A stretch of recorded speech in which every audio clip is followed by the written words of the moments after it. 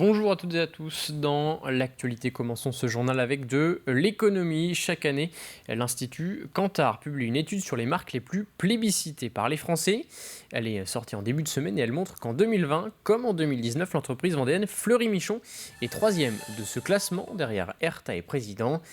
208 millions d'achats de produits de la marque ont ainsi été effectués l'année dernière, alors que la société a constaté un recul de son chiffre d'affaires d'1,5% sur la même période.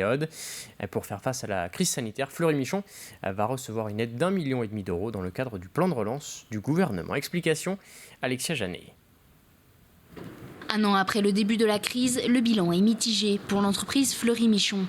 Avec les confinements successifs, cette année, le chiffre d'affaires a reculé d'1,5%. Certaines entreprises ont été gagnantes de la Covid, entre guillemets, d'autres très perdantes. Nous, on est entre les deux. Très honnêtement, notre activité charcuterie a plutôt bénéficié parce que les gens ont consommé davantage de jambon. Mais par exemple, nos activités apéritifs n'ont pas du tout bien marché. Et surtout, on a une activité qu'on voulait développer en restauration hors domicile, sur lequel on avait beaucoup d'ambition, notamment sur le catering aérien, où on venait d'investir on espérait faire 120 millions de chiffre d'affaires en catering aérien, et là on n'a fait que 35. Et c'est pour relancer l'activité économique que l'entreprise reçoit plus d'1,5 million d'euros de subventions dans le cadre du plan France Relance. Cette aide financière soutient l'entreprise dans son projet de développement de 120 millions d'euros. Dans ce site de plats préparés, par exemple, le groupe investira dans la modernisation de ses outils afin de gagner en compétitivité. Cet investissement va d'abord concerner la logistique de la production de l'établissement de Mouilleron-Saint-Germain à travers un dispositif de palettisation automatique qui va permettre d'augmenter la productivité de l'usine, passant de 15 000 tonnes à 21 000 tonnes. Autre axe de cet investissement, une production qui se veut plus durable en développant des emballages avec moins de plastique. Une démarche qui demande un effort financier, selon le géant agroalimentaire. Un des défis, c'est de réussir effectivement à transformer l'offre sans que ça coûte plus cher aux consommateurs. C'est un des défis.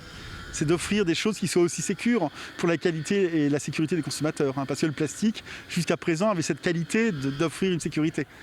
Donc on doit apprendre à s'en passer de plus en plus avec d'autres matériaux tout aussi sécurs. Donc il faut investir pour ça. Comme Fleury-Michon, elles sont au total 34 entreprises vendéennes lauréates au fonds de soutien France Relance. Des aides qui représentent plus de 17 millions d'euros de subventions. Dans le reste de l'actualité, nous vous en parlions hier, un loup a été aperçu en Vendée, une première en photo depuis un siècle selon l'Office français de la biodiversité. Il s'agit plus précisément d'un loup gris pris en photo à Jars-sur-Mer le 14 mai dernier par un système de surveillance de la faune sauvage. Un phénomène rare mais pas impossible, l'espèce est connue notamment chez les plus jeunes pour sa capacité à parcourir de grandes distances à la recherche d'un nouveau territoire. Alors faut-il craindre la présence de ce loup ? Réponse avec Jean-Paul Rowe, représentant de la filière du mouton vendéen.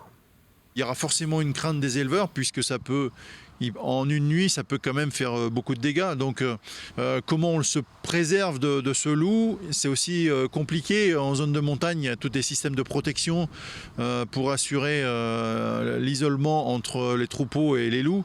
Ça sera un peu plus compliqué dans nos territoires puisqu'on a multitude de lots de brebis dans nos élevages. Donc s'il faut assurer la protection de différents lots, en plus les lots se passent de parcelle en parcelle, s'il faut à la fois protéger et décaler les protections de parcelle en parcelle, ça va être compliqué à gérer. En bref, dans le reste de l'actualité, les organisateurs d'Autrefois Challans viennent d'annoncer les dates d'une 30e édition un peu particulière. La foire se tiendra pendant 5 jeudis, les 22 et 29 juillet, ainsi que les 5, 12 et 19 août. Et pour la première fois, l'entrée sera payante et les animations se dérouleront sur le site de la ferme de la Terrière et non en plein centre-ville.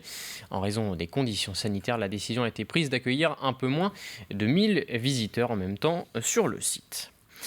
Un mot de patrimoine. À La Roche-sur-Yon, l'église Saint-Louis, située sur la place Napoléon, est en travaux depuis 2017. D'importantes restaurations sont en cours à l'intérieur, mais également à l'extérieur de l'édifice.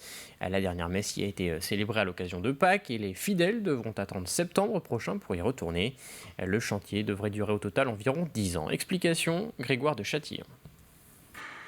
Une église méconnaissable, Les dalles au sol ont été déplacées afin d'y installer le passage du réseau électrique et incendie, mais aussi le système de chauffage, des travaux de restauration d'envergure pour l'église Saint-Louis, des travaux de longue haleine pour ce qui est le plus vaste édifice religieux du département. La campagne des travaux qu'on mène actuellement, c'est une campagne déjà très importante qui nous occupera et occupera la ville pour les prochains 3 ans. 3 ans. Et donc après cette campagne-là, on pourra parler encore, il y aura encore sans doute 4 ans des travaux qui vont être destinés à la restauration des décors peints et la restauration des intérieurs, qui est un chantier lui-même très important. L'intérieur plus l'extérieur, le chantier est exceptionnel. Situé sur la place Napoléon, le monument historique est l'un des joyaux du patrimoine de la ville de La Roche-sur-Yon.